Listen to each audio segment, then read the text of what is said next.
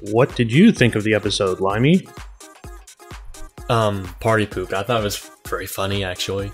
Yeah. But one thing about it, like what I said before, was that those yaks really need anger management classes, and I think they have OCD.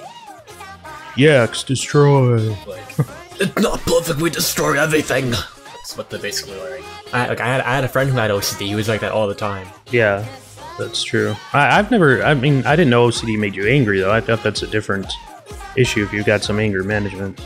No, yeah, that's a different thing. But what I mean, OCD is like you have to make sure everything's perfect. That's what I mean. Oh, yeah. They're two different things.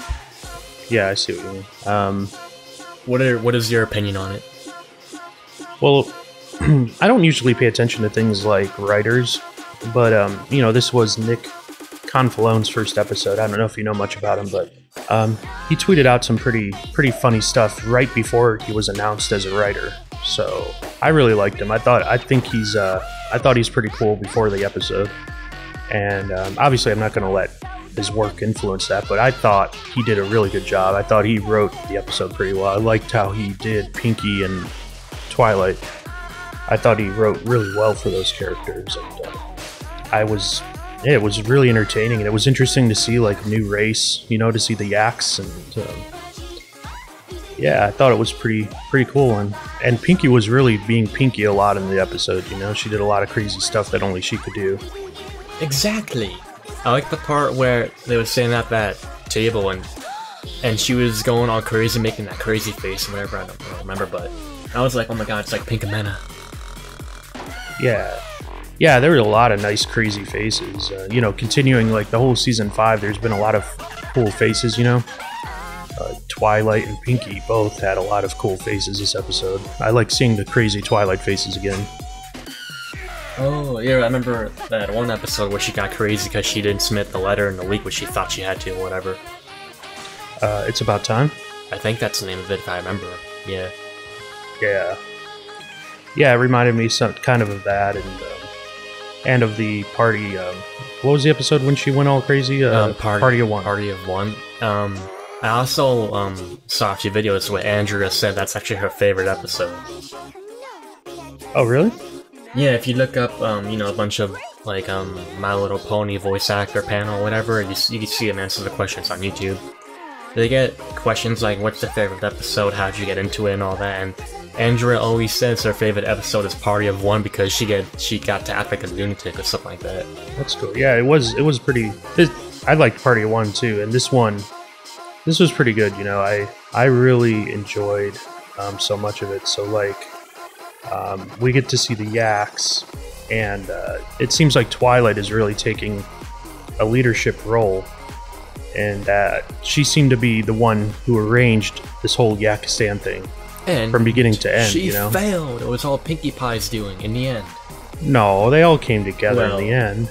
Well, yeah, but Twilight tried, but they all didn't do that well. Yeah, they needed Pinkie, you know, just like in the Maud Pie episode where they're like, we all love Pinkie. Rocks. Yeah. I like the part where they just fall through the floor. I was like, is this Pinkamena's basement? You know what that reminded me of is the fact that she had files on every pony reminded me so much of Fallout Equestria. I don't know if you've read that. I never read it, but I played Fallout like once. I've never played the game, but in the book, Fallout Equestria, Pinkamena runs the. I think it's like I'm not an expert on this book, but she runs like this ministry of. Basically, it's like a ministry that spies on its citizens and keeps tabs on everyone and tracks everything they do, and that sort of matches up with her keeping files on every pony. I was like, ooh, this kind of confirms Fallout Equestria in a way, you know. I thought that was funny because, like, about the files. Like, imagine someone just keeping a file of you and you never know it. Like, you walk around thinking no one knows nothing about you, but someone out there, they know everything about you and you don't even know it. That's why it's creepy. Yeah.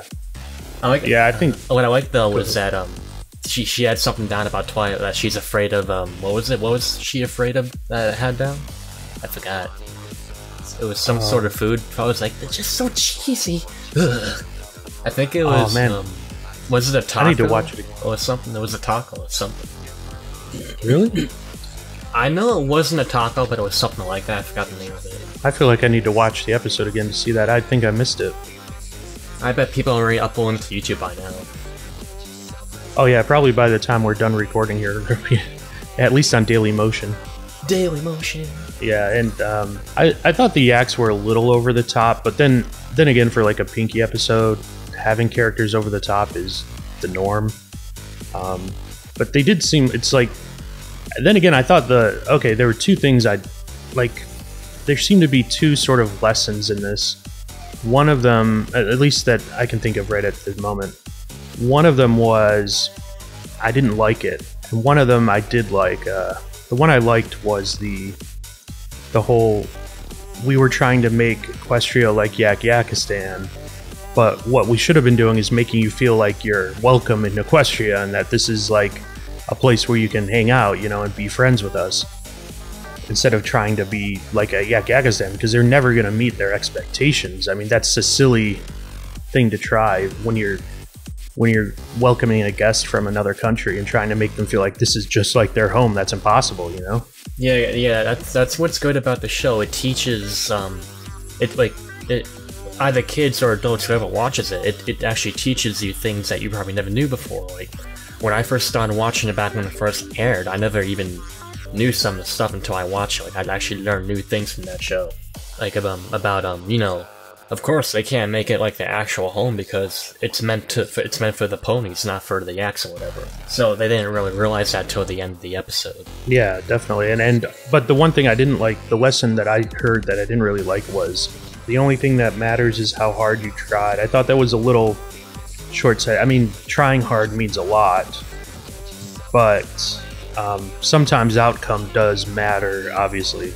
But what she showed in that episode, though, I thought at the end, at the very, very end, is that she's able to, even though she was trying hard throughout, even though her plans got messed up, in the end, she did actually accomplish something, and she succeeded by trying hard. So I like that, but I would have been upset if it had ended with, it doesn't matter that you failed, it's just how hard you tried. I mean, it's important to try hard, and we're always going to fail. We're not going to succeed at everything.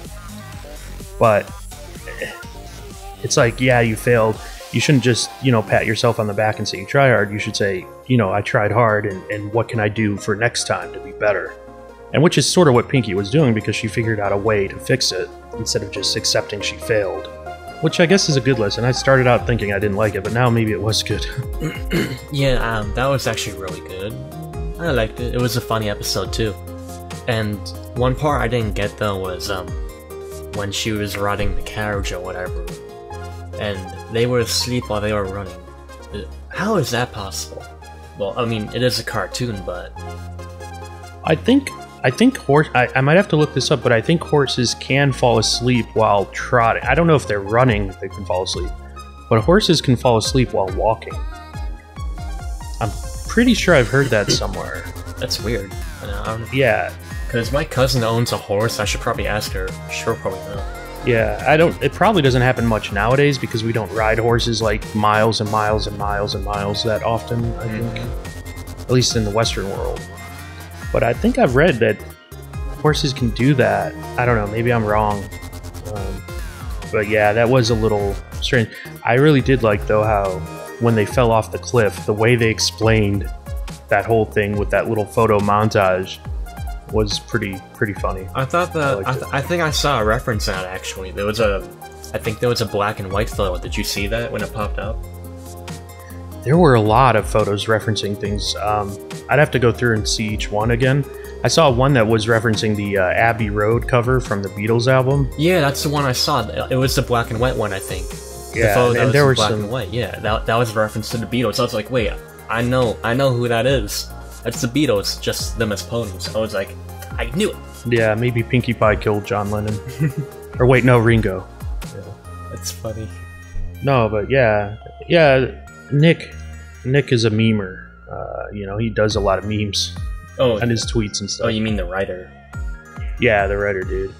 So he hid a couple things like that. Like I don't know. Like there was that Lyra Bonbon. There was a little moment with them, you know, in the background. I ship it. Yeah, me too. So that further confirmed that. What else was I gonna say?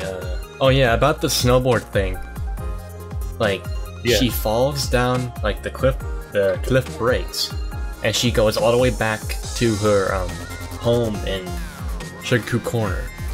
Now, exactly, why wouldn't it have stopped on the concrete? That's kind of funny. Like, you know, on the road. The only way to explain that is Pinkie. Yeah, she breaks the fourth wall out anyway. It makes sense to me if you think about it like that. Yeah, I thought it was cool how they did show like a cute yak, you know, like that little kid. Oh yeah, he was like, come on in! All of a sudden, Pinkie Pie falls off, she's like, no! It's like he just teased her. Yeah, what did you think about how the yaks were sort of... did you get a feeling that they were sort of like Mongolian or something? Sort of felt like some of their cultural elements. Yeah, I was thinking with the way they like to live a very rural lifestyle, like they didn't want fancy things, and the fact they're yaks. I think yaks naturally do live in Mongolia. Mongolia? Is that a real place? Yeah, it's a country north of China. It's between China and Russia. Oh. It's not that large, but the people there they're very poor. And oh yeah, because I was born over in Romania. It's a very poor country. I know how it is. I was there in January, actually. Spike screwed everything up again because he's useless. He almost created war, you know. It wasn't Twilight who failed, that was Spike. Oh yeah, I remember when he played the piano, and it was actually one of those rigged pianos when it played by itself or whatever. Yeah, he started a war. I thought that was funny. Imagine if that happened in real life. You start a war just because you didn't actually play a piano. Imagine how ridiculous that would sound. Yeah. Like, war starts over from someone just doing that. That would be crazy. Cool. Well, do you have anything else on the episode? Because I think that was all I had too. I have nothing more, but it was a funny one, I have to admit. I just laughed like almost the whole way through because I kept saying OCD, OCD, OCD, OCD, OCD, you know? Yeah, I thought it was funny. They were really, obviously they needed to control their anger, those yaks, those silly yaks. Exactly. And I like the way they talk, like you can tell they don't sound that educated, like the way they talk, it's like simple words, like they don't use full sentences or whatever.